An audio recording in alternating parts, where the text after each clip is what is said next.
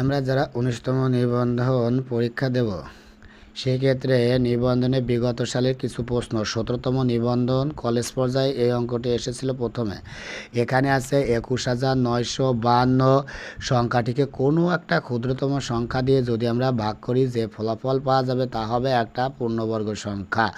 তাহলে আমরা দেখি এখানে যে 4টে সংখ্যা আছে এই 4টে সংখ্যার মধ্যে কোনটি উত্তর হয়। দেখি 21,952 আছে, যেহেতু লাস্টে জোড় সংখ্যা 2 আছে সেহেতু আমরা এই 2 দিয়ে ভাগ করব, আসতেছে 10,976। একে আমরা 2 দিয়ে ভাগ করব তাহলে আসতেছে 5,488। একে 2 দিয়ে ভাগ করব তাহলে 2,744কে 2 দিয়ে ভাগ করব 1,372 এবং 1,372কে 2 দিয়ে ভাগ করলে আসতেছে 686। এটা 2 দিয়ে ভাগ করলে আসে 343। এখন এই 343 এটা লাস্টে যেহেতু বিজোড় সংখ্যা অর্থাৎ 2 দেওয়া যাবে না, 3 দিয়েও যাবে না, 5 দিয়েও যাবে না, অর্থাৎ 6 দিয়ে তো জোড় সংখ্যা হবেই না, 7 দিয়ে যাবে, অর্থাৎ 7 এই 343-এর মধ্যে যাবে 49। এই 49-এর মধ্যে আবার যাবে 7 বার, তাহলে 7 সাথে কত 49। তাহলে আমরা দেখি অতএব 21,952।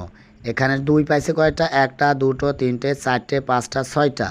তাহলে 1 2 3 4 5 এই 3টা 2 5 6টা। 7 পাইছে কয়টা, 3টা। এলো 1 2 3। তাহলে প্রতিটারে আমরা জোড়া বানাবো, 1 জোড়া 2 জোড়া 3 জোড়া। তাহলে একটা অঙ্ক এই 7 এটা হচ্ছে সিঙ্গেল থেকে যাচ্ছে, অর্থাৎ এই সংখ্যাটি দ্বারা আমরা যদি এই 21,952 ভাগ করি তাহলে সংখ্যাটা পূর্ণবর্গ হবে, অর্থাৎ উত্তর হবে 7। এই 17তম নিবন্ধন কলেজ পর্যায়ে আরেকটি অঙ্ক এসেছিল যা এখানে আছে কত 91, 101, 117, 123-এর মধ্যে কোনটি মৌলিক সংখ্যা। আমরা জানতে হবে মৌলিক সংখ্যা কোনটি। মৌলিক সংখ্যা আছে যা যে সংখ্যা 1 ছাড়া অন্য কোনো সংখ্যা দিয়ে ভাগ করা যায় না, সেই সংখ্যাটি হচ্ছে মৌলিক সংখ্যা। দেখি আমরা এই জায়গা প্রথমে আছে 91। এই 91 আমরা কোন কোন সংখ্যা দিয়ে ভাগ করতে পারি। এই 1 গুণ 91, 91কে 91, 1 তো যাচ্ছেই। এবার আছে কত 7, 7 গুণ 13, তাহলে 17 গুণ 13 গুণ করলে আমরা পাচ্ছি 91, অর্থাৎ এটা মৌলিক সংখ্যা না। তারপর আছে হলো এটা পরে হচ্ছে 101। 101 রে আমরা 1 ছাড়া অন্য কোনো সংখ্যা দিয়ে ভাগ করতে পারছি না, সেক্ষেত্রে এটা হচ্ছে মৌলিক সংখ্যা, এটা যৌগিক সংখ্যা। দেখি এই 117 আছে, 117-এ 1 গুণ 117। এবার এই জায়গায় 117 গেছে।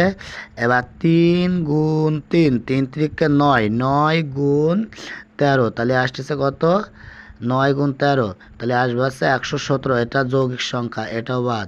123 আছে, এই 123, 123-এ 1 গুণ 123।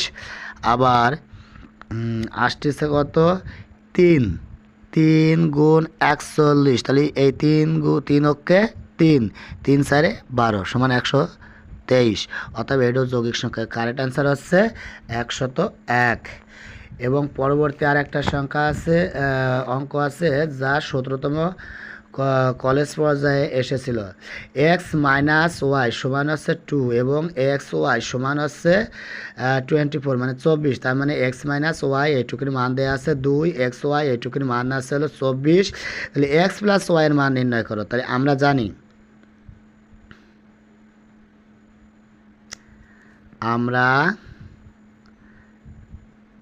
জানি